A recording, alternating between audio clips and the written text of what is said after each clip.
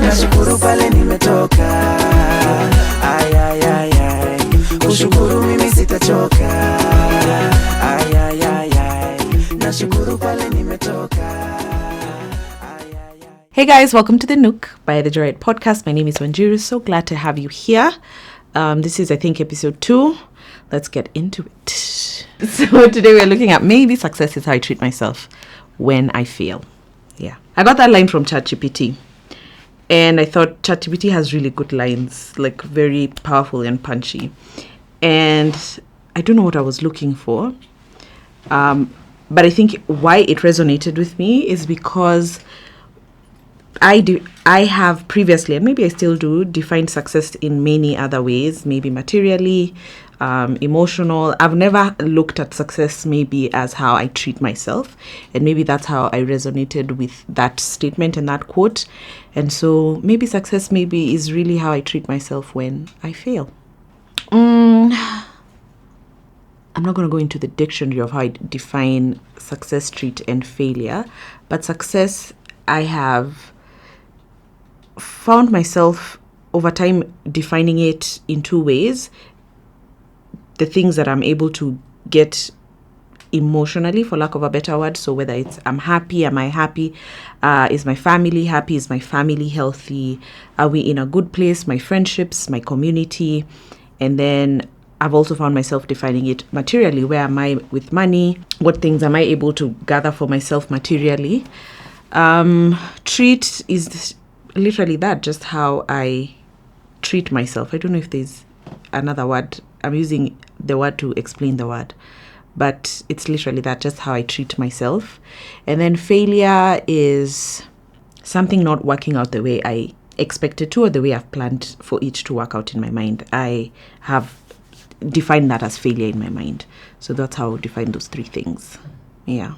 I think the first time I was conscious about those things happening were back in school, primary school.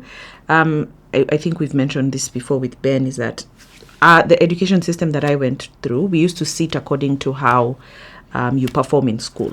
And so you use, especially in class 8, because we were gearing up to your KCPE.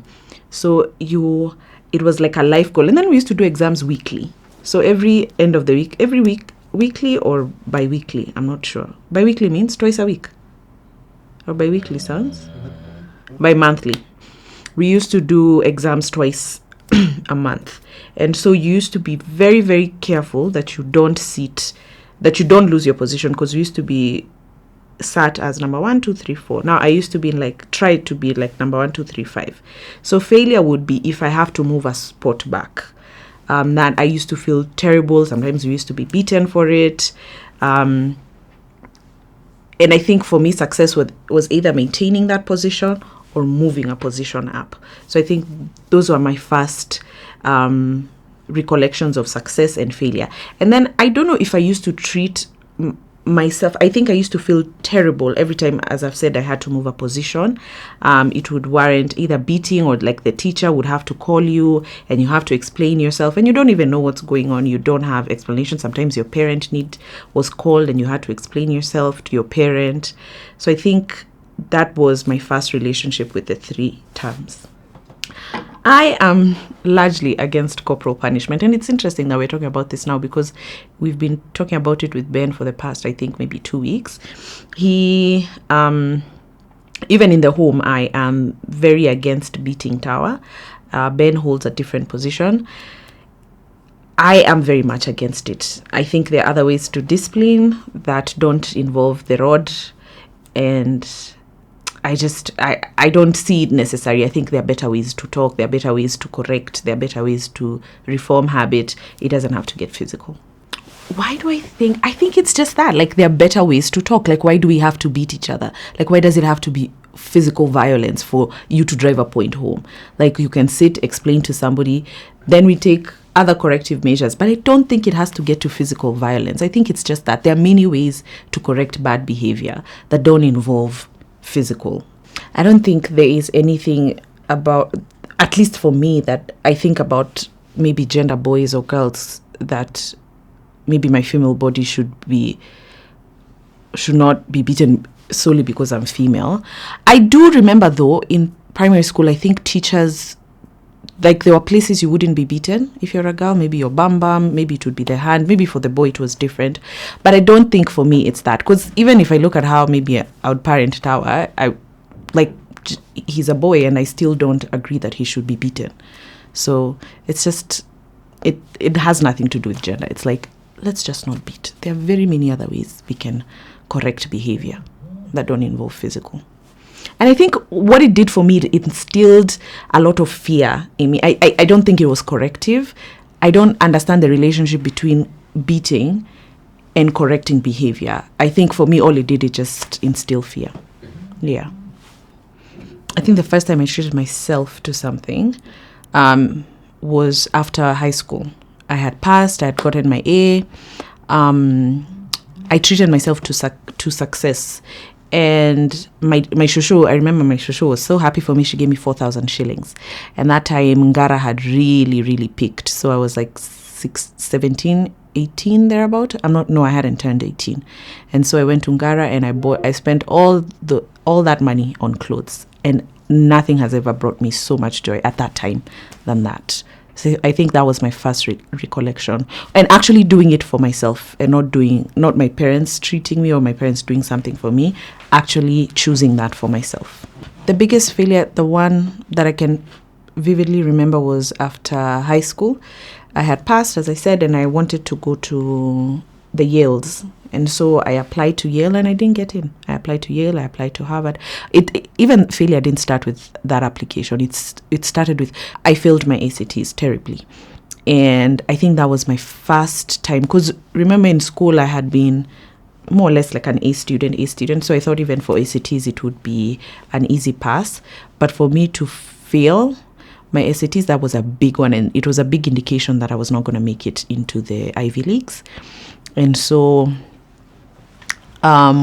when we did the application, so if you're familiar with that application process, I'm not sure if it's changed, is depending on your SAT scores, it determines the schools that you're going to apply to. So because my SAT scores were not so great, I was advised we can still do the Yales and the Harvards and then work on a really great personal statement. And then we still apply to smaller universities that would fall around the same category of the SAT score that I had pattered. But even for those smaller universities, I didn't get in. And it wasn't an issue of financial aid. I just wasn't a good enough student for them. And so that, I think, was my first recollection. And I remember feeling, that season really broke, because I was one of those kids who was transferring from KU for a very long time. And so to make peace with my mind that I was going to do 4 years in KU, that broke my heart. That broke my heart. So I remember I cried like for 2-3 days. I was in bed crying. I had big dreams. I wouldn't be here. Maybe I would be in Wall Street somewhere. But I'm here doing YouTube videos. Hey, God. Second failure. I feel like if I had that statement at that time, maybe I wouldn't have. Because at that time, what that rejection did, because guys, for context, I'd applied to 5 universities, and I think, if I'm not wrong, I think the way the system works is you get rejection or acceptance around the same time. So this school is either sending you, then the next day it's this one, or the same day you're getting 2 answers. So you're getting answers around the same time. So you're getting 5 rejections in the same week or the same 2 weeks. So I remember it was such a heartbreaking time. But I think if I'd had that statement that time, what I would have done is maybe not equate my worth or my, like, I think I carried that loss, that rejection for a very long time. I think even post the 4 years. And because I had seen my life going a certain direction, if I'd entered that if I'd gone that path, like, guys, I'd mapped up my life, had the kids and life. I wasn't going to live here in Kenya. Like, that was my entry point into life. So I had to reroute everything. I think maybe I would have been more open to forgiving myself, and maybe even understanding it wasn't really my fault. Maybe I should have worked harder on the SATs, but I think maybe just equating my worth to whatever that piece of paper said. My sister, because she studied, no, not really. My sister, because we had been talking, and of course we talk, and we knew Australia was not it opened doors for her, but it wasn't the easiest of experiences for her. So in knowing how hard she had to work, she had to get a job to get school fees. It wasn't like the biggest contributor, because I know it wasn't the easiest of journeys for her. So I didn't want that for myself. Actually, it was the decision to go to the US, because in most families that's how it works. Like if one sister is in Australia, the other one goes to Australia, and then you kind of have like a community. For me, it was a motivating factor not to go to Australia. To be honest with you, I don't think I succeeded at treating myself. I carried, as I've said, I carried that failure with me for so long. And I think even today, it's still a question I have pondered on. Like, what if? I wish maybe on the other side of the road, on the other side of the book, it would be interesting to see. But I don't think I succeeded in treating myself or according myself grace for that failure. It is what it is. I think I just forced myself to accept that now this is what I have to do. You know what success would look like? Would probably if I get into one of these programs that they do, because the Ivy League still have programs that they do. I think if I do, and I still find myself randomly looking at this, there's one Sijafika Bado qualification, so I need to work a little bit harder.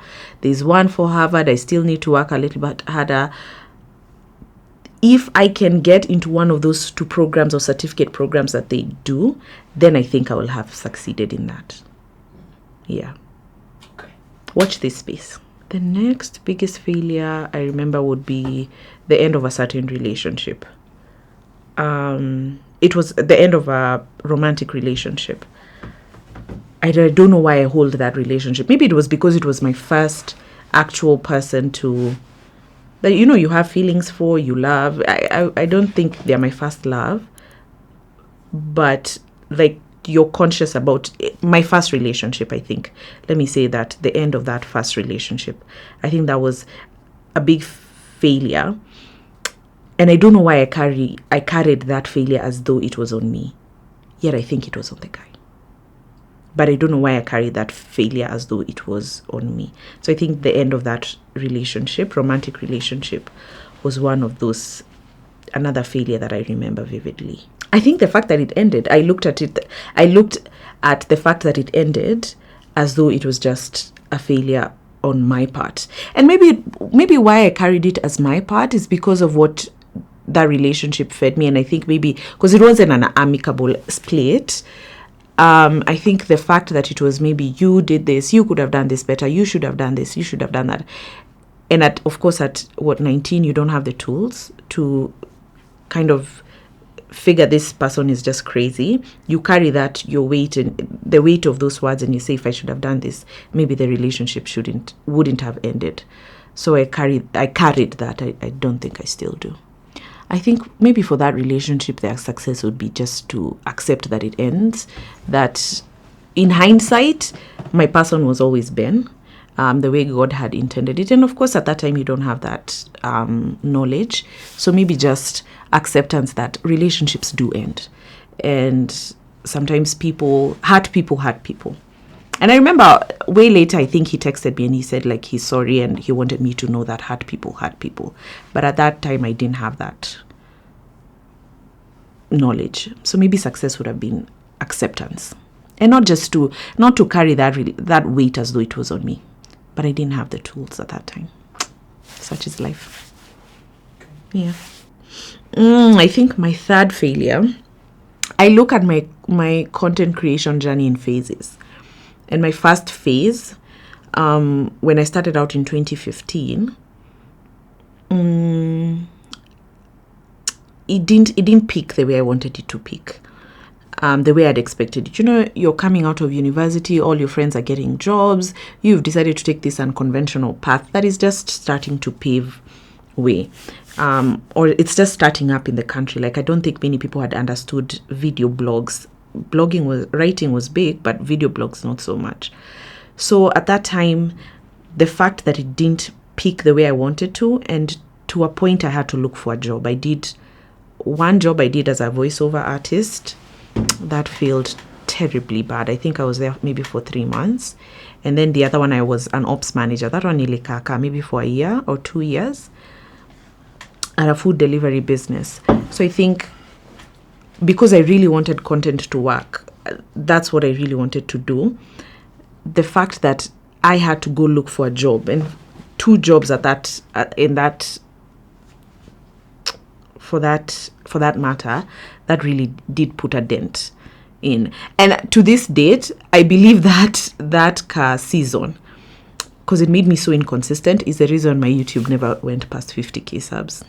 Until today, I just have no strength for it. I think that really played a huge part. And I feel like that iliniumiza. And the thing that affected me was the actually going to look for a job for it. That made me feel like I have failed in this content thing. In hindsight, because I think now with the knowledge that I know about this space, I think it was a good move. But at that time, it felt like I had failed miserably and terribly. Yeah.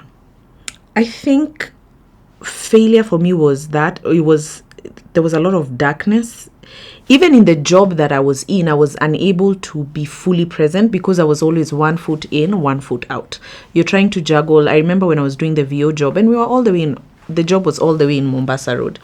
You were always trying to rush, and it was a shift system. That job was so hard. It was a shift system kind of job. So sometimes you're doing night shifts, some days you're doing morning shifts, and you still need to look for time to shoot YouTube videos. Now YouTube is picking pace. We have more guys getting into the scene. Guys are figuring it out. You guys are starting to get interested in the space, and so you're watching, you're subscribing, but I couldn't be as consistent. So it was like, you're the reason why you're not peaking. You're the reason why your YouTube is struggling. And remember, at that time, IG hadn't really picked as a social media tool, so it was purely YouTube. And so to not be able to show up for guys there, again, I carried that as failure on my part. So it was like you're constantly talking down on yourself. You're constantly sad. You're not showing up as you should on this side. That's why I think for that job, I stayed for 3 months. On top of the fact that surely it was just hard. So that's how for me failure was in that season. I don't think we've completed, because I'm still on the journey. I feel like there's some things that have affirmed that maybe it wasn't failure at that point.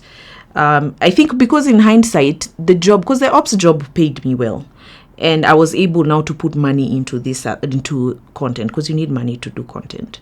So in hindsight, I think it's what I needed to do. But I don't even think we've scratched the surface of what success would look like.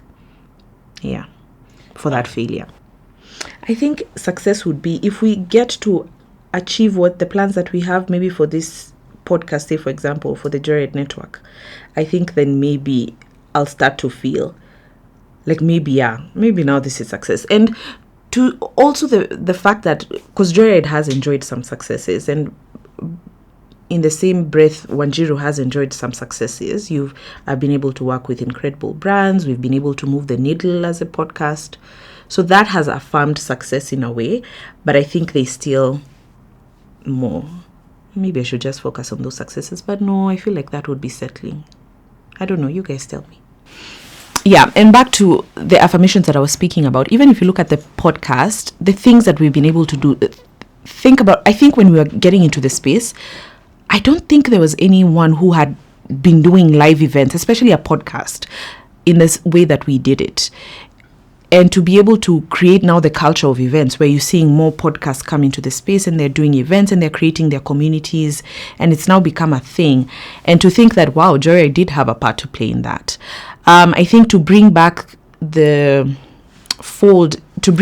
audience to authentic conversations, because I think that's what the Joy did with season 1, to move the needle with starting a studio, because we did that back in 2022.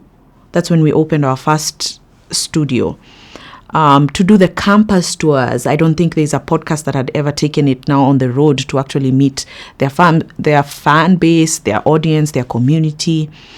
To do the things we've done with the game, the Joyride game, start to do merchandise. You look at all those things that we have done and you're like, yep, maybe we did something cool. And that kind of affirms success, but also knowing what I know in terms of like the plans that we have, you're kind of like, yeah, maybe when we get there is when I'll actually feel like, yeah. My next failure. Now we have done content, we've settled, nimepata a job. Can I speak? Okay, I don't know how you and Ben will feel about this, but another failure for me was Love on the Joyride. Yeah, Love on the Joyride.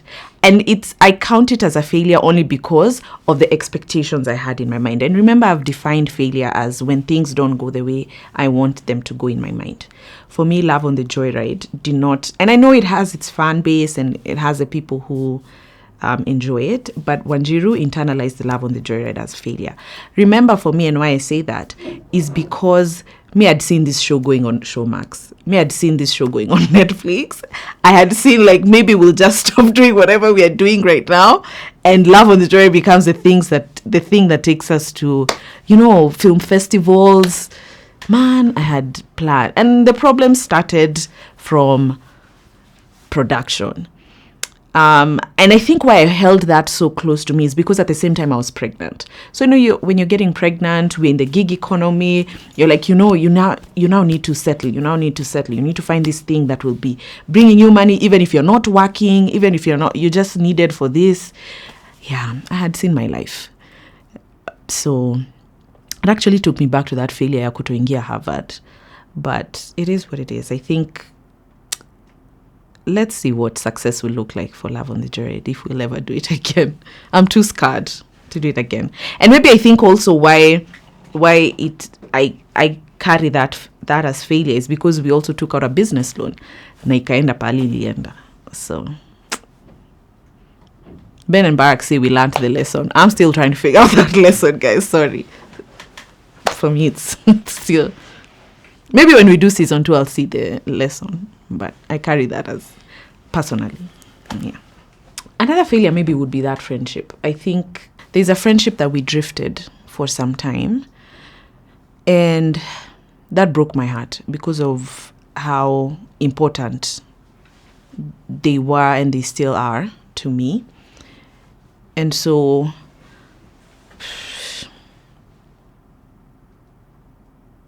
yeah.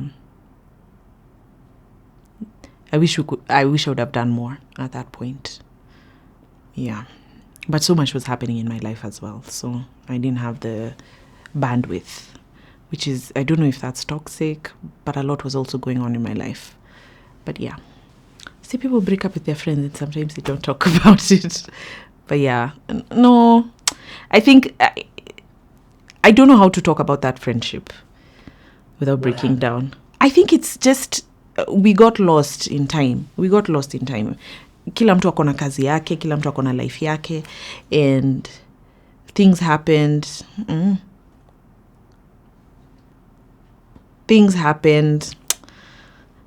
Hiyo iliniuma. Yeah. I think if I found success would be getting the tools to get us back on the mend. I think if we could get back on the mend, and not to say, I don't like to look at friendships as that ni wewe, ni mi nilikosewa. I believe in every situation, there's a part that I played that got us to where we did. So if I had the tools to address what I did and like maybe handle it better and find ourselves on the mend, maybe that would be success. But sijui if we are there yet. I think the work that needs to go into it is that I struggle with ghosting. So I think if I can find the tools to be able to say what I need to say, and how, like, this happened, you did this to me, I feel like this was done. Instead of just taking a hands-off approach and say my life is, I'm so busy, I cannot handle this. And I think it's really toxic, and Ben has called me out on it. 1,000,001 times. If I can get the tools to be better at articulating my feelings and saying it without fear of how it will be perceived, and also how sort of like I fear like my words might just make the situation worse. So I feel like maybe if I just don't say anything and we leave it at it as it is, somewhere down the line we'll find a way to make things right. And it never works out like that. I come to realize in our adult life you have to speak through things. And if I can find a way to do that, I think maybe then I'll have achieved success for that failure. Last failure would have to be as Ben has reminded me, the gym. And I wonder why he's the one who has to remind me about the gym. And my fitness life has taken different facets. Now, the first time I actually lost weight, I lost weight through walking. And I didn't walk out of choice. I walked because if you're familiar with KU, our School of Economics was probably how many minutes? 20, 30? 20 from the gate. So you're walking every day 20 minutes to 20 minutes back. And then Matic could drop where we used to live. It's still a 20 minutes walk, hadi home. So in a day, you're probably walking for an hour plus, at minimum. And so, but as life has progressed, walking has taken a backseat. I've never been those guys who I'm obsessed with the gym or like I'm obsessed with fitness. And it's not a good thing to say, especially in the day and age. It's an ignorant thing to say, I think, in this day and age.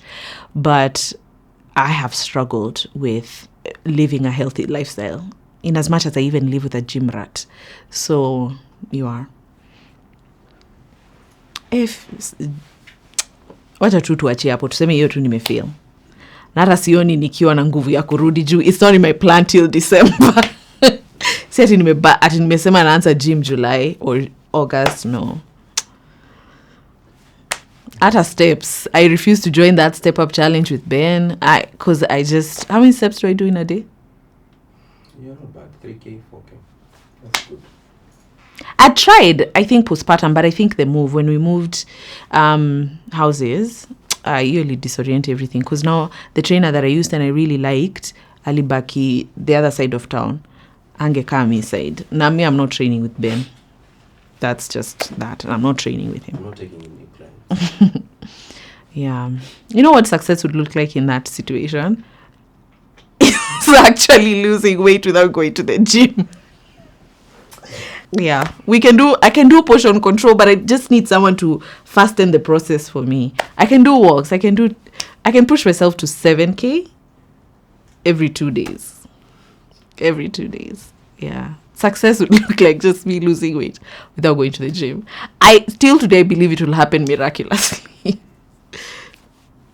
Yeah. But I'm waiting till I finish breastfeeding. Then I'll take it seriously. I'm giving myself maybe like a year and a half.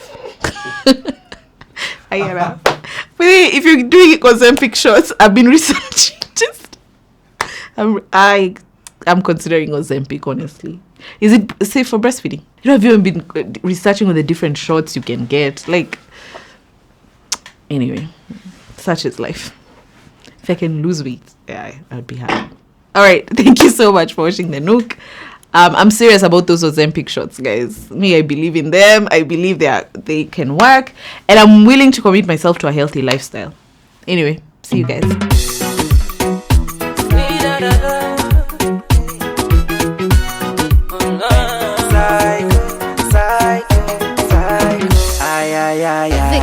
Nashukuru pale nimetoka.